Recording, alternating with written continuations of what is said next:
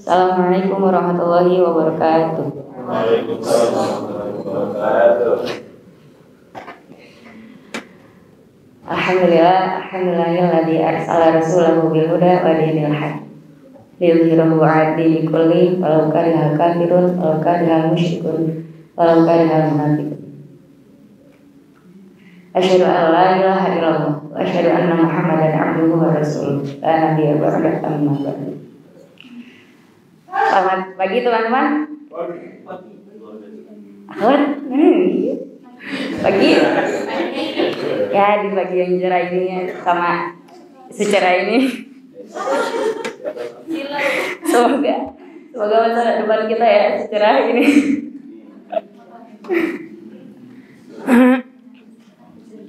Untuk kesekian kali ya, tapi ini beda warna.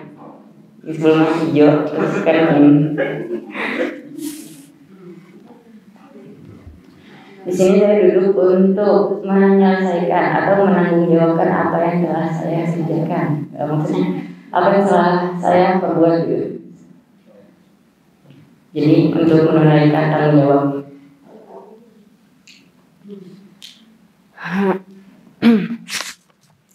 Teman-teman, kita hidup di dunia ini pasti ada tata caranya, termasuk yang kita sebut itu aturan. Dimanapun kita berada, di situ pasti ada aturan. Kayak misalnya kita di sini juga, dimana kita menempati suatu tempat, kita harus mengikuti aturan yang ada, hukum yang berlaku di tempat itu. Misalnya kita sebagai pendatang ke masjid sebagai tamu gitu, kita harus menjalani aturan-aturan yang ada. Mau gak mau ya harus sama itu mendatang ya, atau ujung-ujung ngerusuh.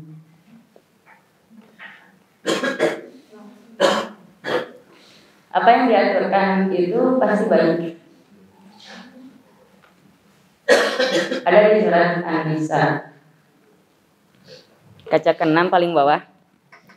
Ya ayyuhalladzina amanu atiullaha wa atiur rasul wa ulil amri minkum. Di sini kita diwajibkan untuk menaati Allah dan Rasul.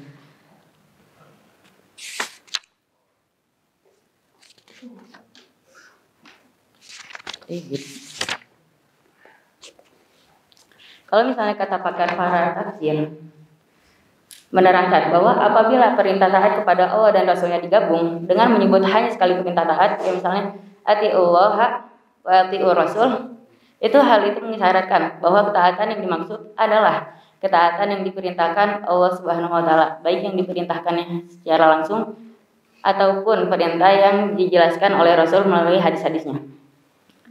Perintah taat kepada Rasul Shallallahu alaihi wasallam di sini menyangkut hal-hal yang bersumber dari Allah, bukan dari beliau yang perintahkan langsung.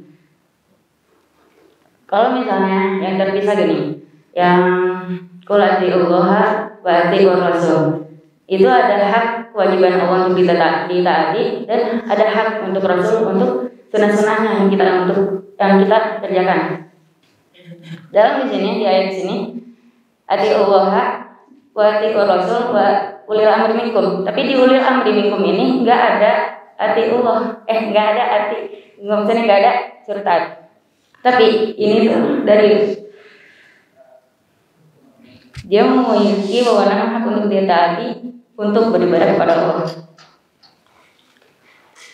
Kalau misalnya atiur rasul, perintah taat kepada Rasulullah adalah perintah tanpa syarat, dan ini menunjukkan bahwa tidak ada perintah Rasul yang salah atau keliru. Tidak juga yang bertentangan dengan perintah Allah, karena jika ada, tentu kewajiban taat kepada beliau tidak sejalan dengan perintah taat kepada Allah.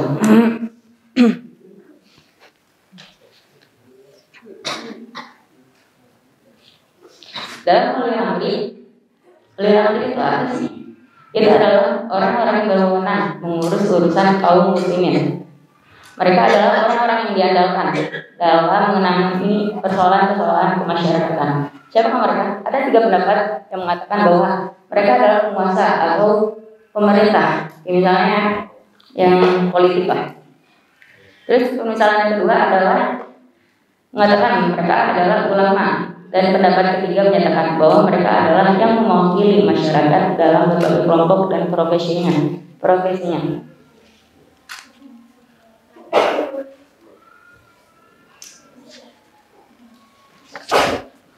Jadi teman-teman, sadarilah bahwa kita di sini hidup bersama, dan di antara kita ada yang diangkat oleh Allah untuk menjadi ulil amri minkum. Dan di antara kalian yang misalnya kayak musyrifah, dia punya hak kewenangan untuk mengatur. Dan misalnya juga kayak PJJ di sini ya, kayak misalnya pesantren, kesehatan, kebersihan, tentang masalah tiket, itu apa yang disuruh maka menjadi hak wajib kita untuk ditaati, untuk dilakukan. Kayak misalnya PJ kebersihan gitu ya, nyuruh buat tiket ini gini, ya, buang sampah. Nah itu emang kudu gitu. Juga kalau misalnya musyrifah, kayak misalnya nyuruh membatasi gitu ya, membatasi hak keluar, ya izin keluar. Kan kalau misalnya akhwat kan memang udah terbatas ya, seminggu itu sekali. Dan sekarang itu tuh diminimalisir lagi dengan cara izin ikut usaha gitu. Nah emang ini tuh baik, karena apa? Karena kita akhwat, dan akhwat itu harus dijaga.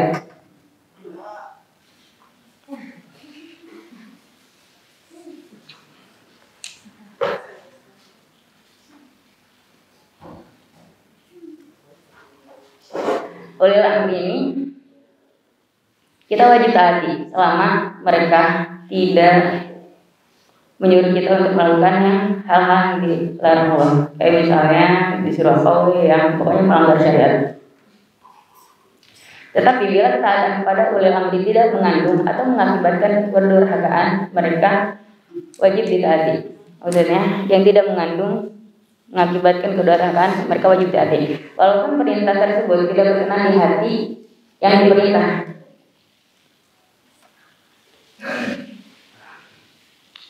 La ta'at lil makhlukin fi ma'siyati al-khaliq. Tidak dibenarkan taat kepada seorang makhluk dalam kemaksiatan kepada sang khaliq.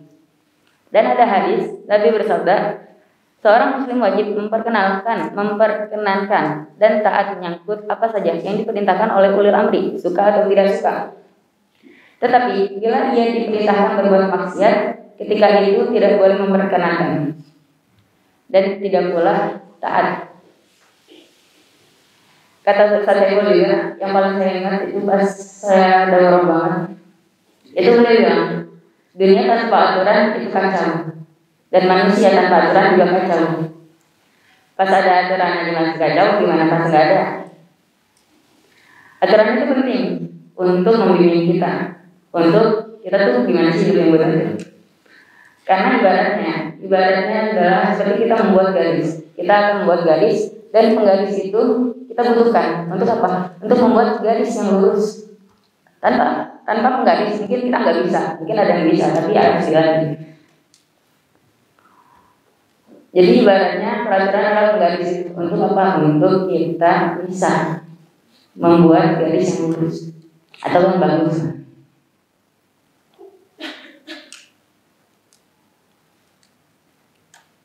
Kayak misalnya seorang polisi itu kan dia punya hak wewenang untuk menilang, untuk pokoknya rambu-rambu di lalu lintas. Tapi kalau misalnya nggak ada polisi, mungkin jalanan akan kacau balau. Kayak misalnya ada orang yang ngebut-ngebutan, terus jadinya kan acak-adut ya, ambur-ambur. Kita bisa ngebayangin betapa kacau lalu lintas jika polisi telah memerintahkan Anda berhenti melalui lampu lalu lintas, tapi Anda enggan. Tapi Anda tuh nggak mau berhenti, hanya karena Anda tuh mau cepat-cepat gini sampai ke tujuan. Demikian contoh kecil dari maksud hadis Nabi yang disebutkan.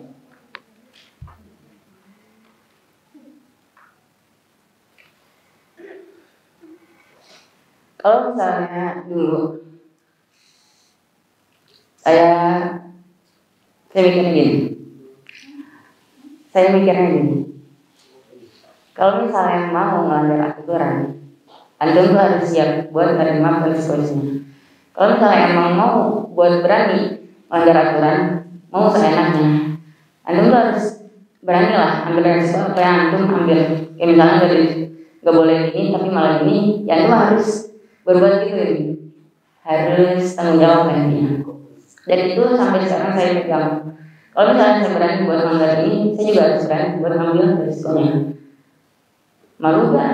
Kalau misalnya malu mah, kalau misalnya dibilang malu ya, malu. Tapi ya gimana lagi, dari itu mah hak pribadi aja ya malu mah. Tapi emang harus tanggung jawab nih. Kalau misalnya yang berani buat melanggar apapun, itu emang kita harus tanggung jawab lah sama apa yang udah kamu perbuat. Kata Allah juga kullu nafsin bima kasabat rahimah, kullu imri'in bima kasaba rahim. Jadi teman-teman, kalau misalnya emang mau melanggar aturan, tapi nggak usah lah, udah gede soalnya. Kalau misalnya dulu saya mikir gitu, dan itu tuh emang buat coba-coba aja ya, cobaan gini. Ternyata hukumannya gini, oh gini udah selesai. Dan itu juga saya ambil buat tanggung jawabnya. Kayak misalnya ngepel aula segede seluas apa gitu, capek banget. Tapi emang berani berbuat ya, harus berani tanggung jawab gitu. Dan juga kalau misalnya emang udah nggak ada lagi ya, maksudnya gimana? Udah nggak kayak ada di titik jenuh gini. Kan kalau misalnya udah bosan mah apa weh dikerjain, misalnya kayak duduk di lantai 5 ya, itu kan emang gak boleh ya, nggak ada peraturannya. Tapi ya kalau misalnya emang hatinya nggak itu mah, hatinya lagi nggak apa-apa tuh pasti kayak terobos udah. Tapi nggak bisa gitu ya, kita nggak bisa terus-terusan ngikutin kata hati kayak. Dan ini mah bukan soal perasaan, ini ada aturan juga.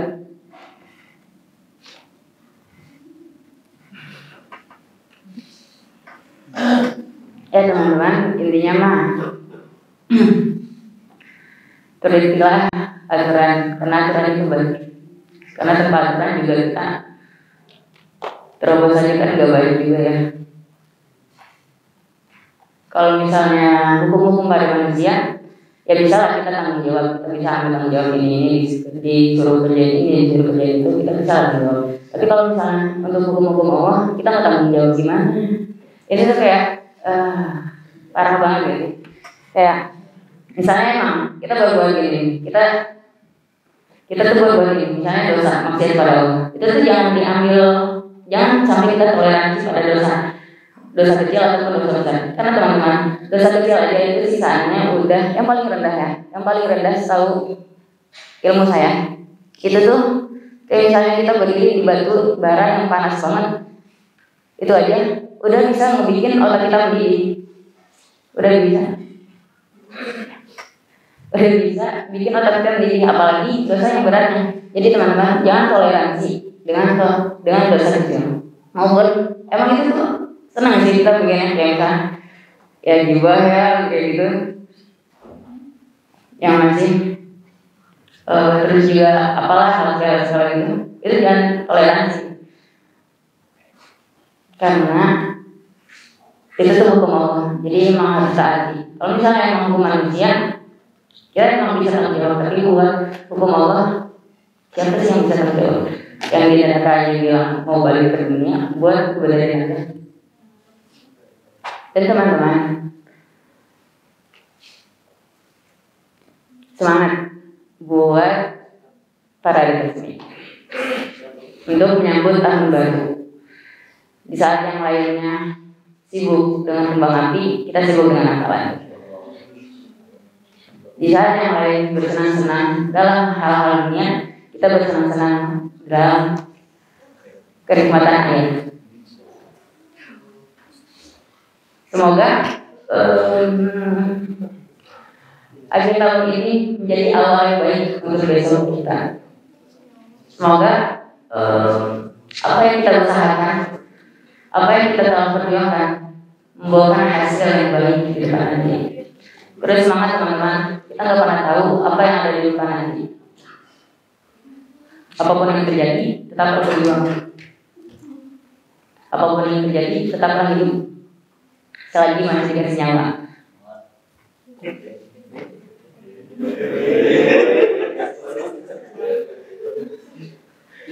Apapun yang terjadi, tetaplah bergerak.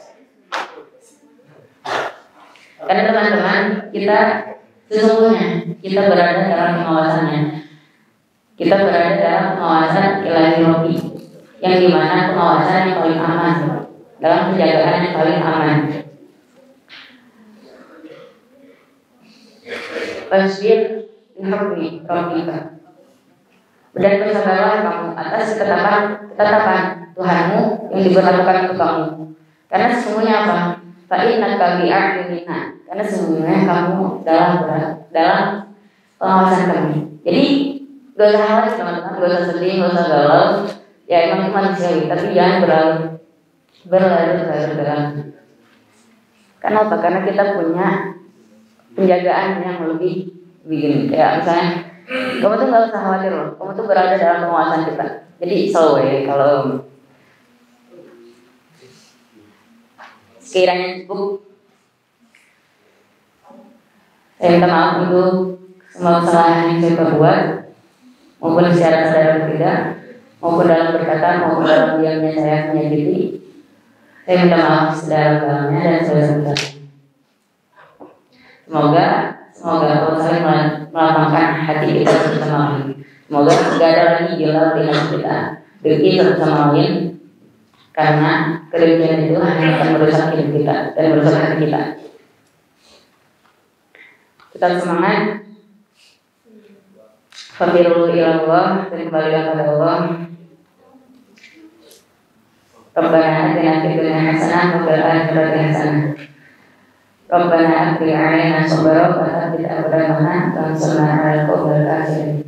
Rabbana la tuzigh qulubana ba'da idh hadaytana wa hab lana min ladunka rahmah innaka antal wahhab. Rabbana ighfir lana dzunubana wa li ikhwanina alladziina sabaquna bil iman wa la taj'al fi qulubina ghillan lil ladzina amanu. Rabbana ighfir lana dzunubana wa israfana fi amrina wa tsabbit aqdamana wansurna 'alal qawmil kafirin. Kita tutup dengan kafaratul majlis. Subhanakallahumma wa bihamdika asyhadu an la ilaha illa anta astaghfiruka wa atubu ilaik. Kita semangat menjalani hidup. Semoga makin kuat jiwa yang hebat. Assalamualaikum warahmatullahi wabarakatuh.